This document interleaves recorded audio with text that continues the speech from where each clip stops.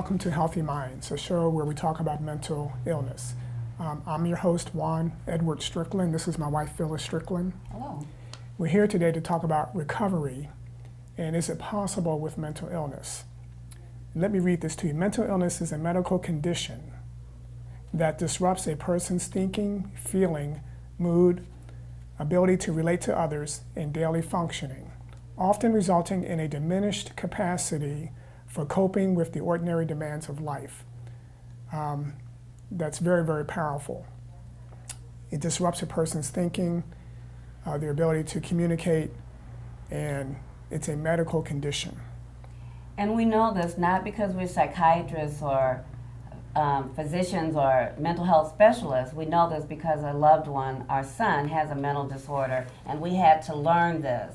We learned another issue is that 1 in 4 adults will experience a mental illness in any given year. So that's a lot of people. And we talked at a previous segment about getting help, finding the right psychiatrist, when you have to use involuntary holds, like go to the emergency room, etc. And we're going to continue that and talk about what happens after that. What is recovery? Can people with mental illness recover? Well, listen to what Patricia Deegan, a clinical psychologist and an individual living with mental illness, defines recovery as, quote, a decision to meet the challenge of one's disability. It is a decision to lead a hopeful life and to make a contribution in sight of the limitations imposed by the illness, unquote. It's a decision to meet the challenge. It's a decision to lead a hopeful life. This is part of recovery. Yes. Another definition is recovery is not remission, nor is it a return to a pre-existing state. The idea that we can be cured is counterproductive to recovery, unquote. So the thought here is that recovery is not necessarily a return to the initial pre-existing state. It may be a new baseline for that loved one. And that's important.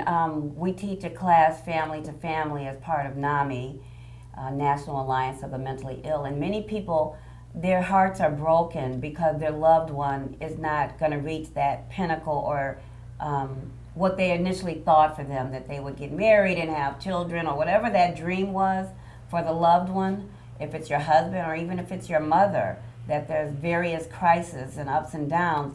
But we all have to accept that it's a new baseline, like Juan mentioned. It looks different.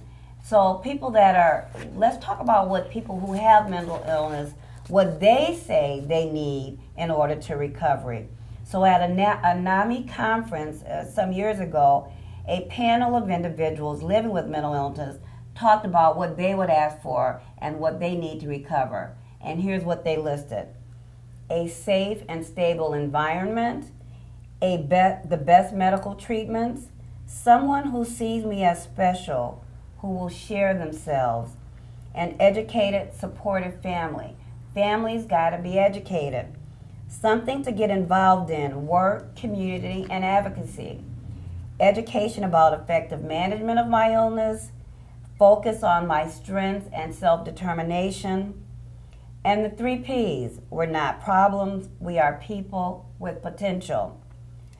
And they want to sustain hope for what's possible. Everything won't be possible for everyone with mental illness. For example, everyone won't be able to work, but everyone might be able to garden.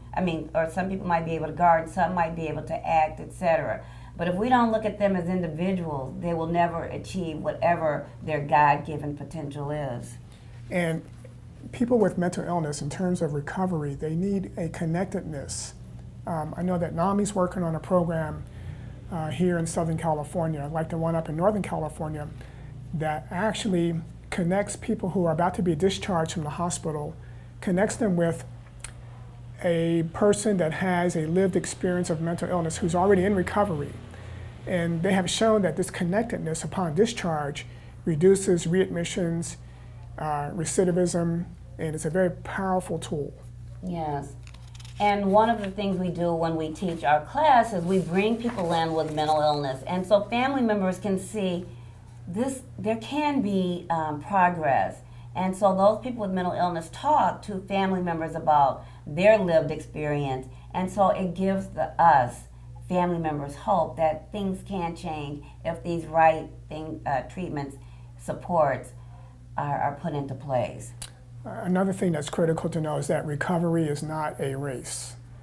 And what I mean by that is that these disorders of the brain are very traumatic. Yes. Often the person in recovery or the family want to move ahead and forget about the pain and forget about the stigma, the hurts and tears, and to eliminate the horrors immediately. But this is not a race. We can't put a time limit on a person's recovery. Do we do that with people that have had a heart attack or they've had some type of major illness? Yeah, do we say you've got 2 weeks to recover? Get going because you've lost time. And so why should it be any different with someone with a brain disorder that is biological? In fact, making it a race only puts more pressure on everyone, especially the person who is ill. The research has shown that when you put pressure on those who need to recover and you set a timeline and put that on them, they often relapse. So we've got to, as family members, we've got to be very careful what messages we give verbally or just by our own behavior. This thing has to evolve. And sometimes the person with mental illness will put pressure on. I know our son would say, I've got to get back in school. All of my friends are getting married or they've graduated from college. I've got to take 4 or 5 classes to catch up. And our thought was, no, just take one. Because they need these little successes, bite-sized successes. And so that's what we want to end the segment and summarize.